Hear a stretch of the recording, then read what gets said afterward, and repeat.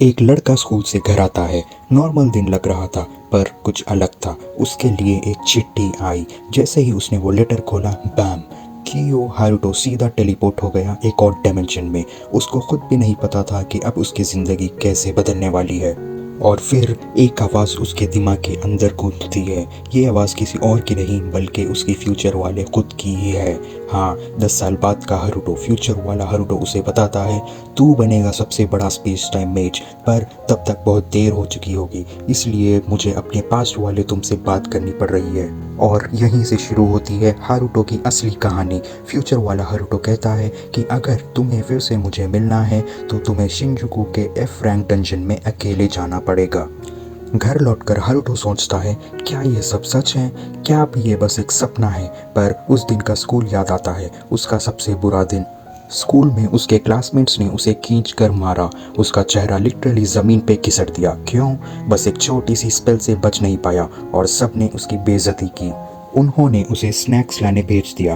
बेचारा लाया भी, पर सोडा लाना भूल गया और उस छोटी सी गलती के लिए उसको फायर स्पेल से जला दिया गया। हारुतो ने बचने की पूरी कोशिश की, पर फिर भी उसकी इज्जत मिट्टी में मिल गई। तभी एक लड़की आई, शिनानोम। ये लड़की डिसिप्लिनरी कमेटी की मेंबर थी और उसकी आंखों में गुस्सा था। उसने बुल्ली से चीज़ें वापस ली, पर जब हारुतो पकड़ने गया तो वो गिर गई और उसका फ़ोन टूट गया। उसके फ़ोन ही नहीं, उसकी रेपुटेशन भी टूट गई। शिनानोम दौड़ी उसके पास। हारुतो ने उसे दूर हटने को कहा, अगर तुम मेरे साथ दिखी, लोग तुम्हारे साथ भी वही करेंगे जो मेरे साथ कर रहे हैं। उसने ज़्यादा बहस नहीं की, पर उसकी आंखों में हारुतो के लिए चिंता साफ दिखती थी।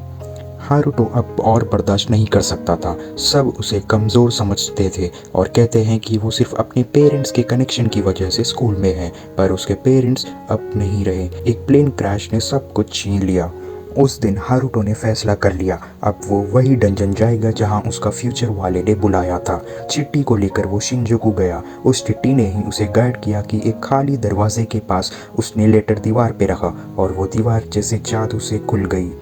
अंदर एक रूम था, बीच में एक ब्लू स्टोन हवा में लटका हुआ, चैन से बंधा। ये था एक स्किल क्यूब। अगर इसे छुआ जाए तो एक नई एबिलिटी मिलती है। हारुतो ने अपना हाथ आगे बढ़ाया और उसने अपना ही कमज़ोर बेचारा रिफ्लेक्शन देखा। पर जैसे ही उसने स्टोन को छुआ, वो लाल हो गया। बिजली की तरह एनर्जी की लाइंस पूरी दीवारों में फैल गई और फिर थार सीलिंग टूटकर नीचे गिर गई। रूम के अंदर सभी कंक्रीट ब्लॉक्स हवा में उड़ गए और एक जायंट स्टोन गोलम बन गया। धूल के बीच से भी उसका स्केरी शेप क्लियरली दिख रहा था। हारुतो की सांसें अटक गई, उसके पैर जम गए। उस चीज से लड़ना तो दूर, वो खुद भी हिल नहीं पा रहा था।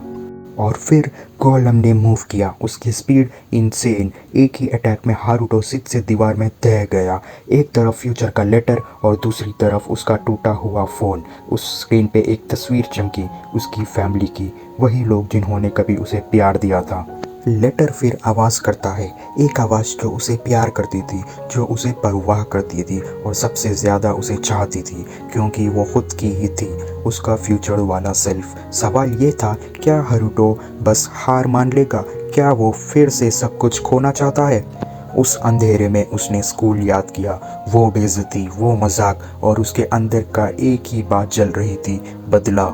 तभी एक सिस्टम मैसेज पॉप हुआ, hidden mission requirements met, adventurers death cancelled. और उसी पल हारुतो का जिस्म फट पड़ा।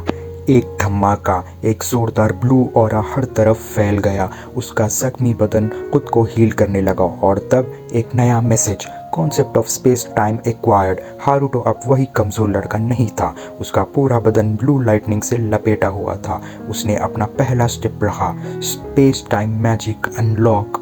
फ्यूचर की आवाज़ ने माफ़ी मांगी, मैं तुझे ट्रैप के बारे में बताना भूल गया। स्पेस टाइम मैजिक तो असली दुनिया में 10 साल बाद डिस्कवर होगा, तू अभी इसे पाने वाला पहला इंसान है। पर गोलम रुकने वाला नहीं था। एक और हमला, लेकिन अब हारुतो रेडी था। एक ही सेकंड में उसने अटैक डॉज किया। उसका बदन अब बहुत ही हल्का लग रहा था। लेटर ने कहा, आंखों से मत देख, फील कर, टाइम का फ्लो महसूस करो। हारुतो ने आंखें बंद की और कंसंट्रेट किया। उसका फ्यूचर वाला उस पर भरोसा कर रहा था, क्योंकि आखिरकार वो दोनों एक ही इंसान थे। मॉन्स्टर का अटैक गिरा, पर हारुतो बाल बाल बच गया। उसके चेहरे पर अब एक कॉन्फिडेंट स्माइल थी, अब मैं स्पेस टाइम मैजिक को इस्तेमाल करूंगा। एक ही लीप में उसने गोलेम के हाथ पे चढ़ाई की। सिस्टम विंडो पॉप हुआ, फिजिकल एक्सेलरेशन स्किल एक्वायर्ड, और हारुतो ब्लू लाइट की तरह गोलेम के ऊपर चढ़ गया। लाइटनिंग की तरह तेज वो चिल्लाया और अपनी स्वॉर्ड गोलेम के कोर में घुसा दी। गोलेम के कोर से क्रैक्स फैल गए और एक पर्पल फ्लैश ने पूरा चैम्बर रोशन कर दिया। फिर पूरा गोलेम टुकड़ों में टूटकर हवा में उड़ गया और धूल बन गया।